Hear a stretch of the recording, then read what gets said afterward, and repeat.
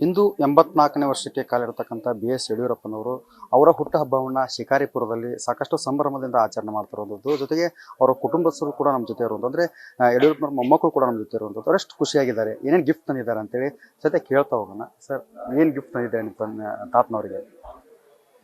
ಅದೇ ಈ ಸಲ 84ನೇ ವರ್ಷದ ಹುಟ್ಟುಹಬ್ಬದ್ದು ಈ ಸಲ ಶಿಕಾರಿಪುರ ಆಚರಿಸ್ತಾ ಇದ್ದೀವಿ. ತುಂಬ ದೊಡ್ಡದಾಗಿ ಒಂದು ಪ್ರೋಗ್ರಾಮ್ ಇಟ್ಕೊಂಡಿದ್ದೀವಿ.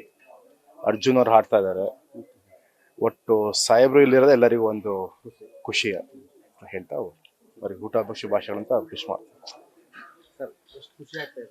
ತುಂಬಾ ಖುಷಿ ಆಗ್ತದೆ. ತಾತ ಇಷ್ಟು ಈ ವಯಸ್ಸಲ್ಲೂ ಅಷ್ಟು ಎಲ್ಲ ಗಟ್ಟಿಯಾಗಿ ನಿಂತು ಎಲ್ಲ ಆಚರಣೆ ಮಾಡ್ತಿದ್ದಾರೆ. ಅವರಿಗೆ ಎಲ್ಲದಕ್ಕಿಂತ ಹೆಚ್ಚಂದ್ರೆ ಶಿಕಾರಿಪುರ ಅಂದ್ರೆ ತುಂಬಾ ಇಷ್ಟ ಅವರಿಗೆ. ಸೊ ಇಲ್ಲಿ ಬಂದವರಿಗೆ ಜಾಸ್ತಿ ಸಮಯ ತುಂಬಾ ಇಷ್ಟಪಡ್ತಾರೆ.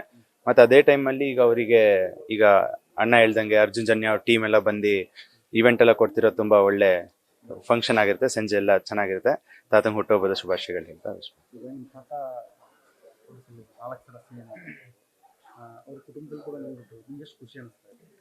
ಖಂಡಿತ ಬಹಳ ಖುಷಿ ಆಗುತ್ತೆ. ಅವ್ರನ್ನ ಹತ್ರದಿಂದ ನೋಡಿರೋದು ನಮ್ಮ ಪುಣ್ಯ ಅಂತ ಹೇಳ್ಕೊಳ್ಬೇಕು.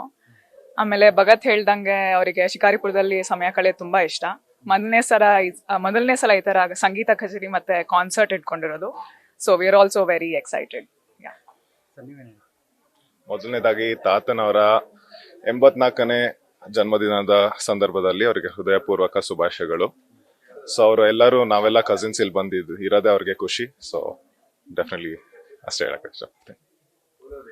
ಏನಂತಂದ್ರೆ BS ಯಡಿಯೂರಪ್ಪನವರ ಮೊಮ್ಮಕ್ಕಳ ಮಾತು ನಮಗೆ ತುಂಬ ಖುಷಿ ಆಗ್ತಾಯಿದೆ. ಅವರು ಶಿಕಾರಿಪುರದಲ್ಲಿ ಇರುವುದೇ ಒಂಥರ ನಮ್ಮ ಖುಷಿ. ಅಂಥವರ ಕುಟುಂಬದಲ್ಲಿ ಹುಟ್ಟಿದ ನಮ್ಮ ಪುಣ್ಯ ಅಂತೇಳಿ ಈಗಾಗಲೇ ಅವ್ರ ಮೊಮ್ಮಕ್ಕಳು ಹೇಳಿರುವಂಥದ್ದು. ಕ್ಯಾಮರಾಮನ್ ನಿಂಗಪ್ಪ ಜೊತೆ ಶಿವಮಡಿವಾಳ, ಶಿವಮೊಗ್ಗ.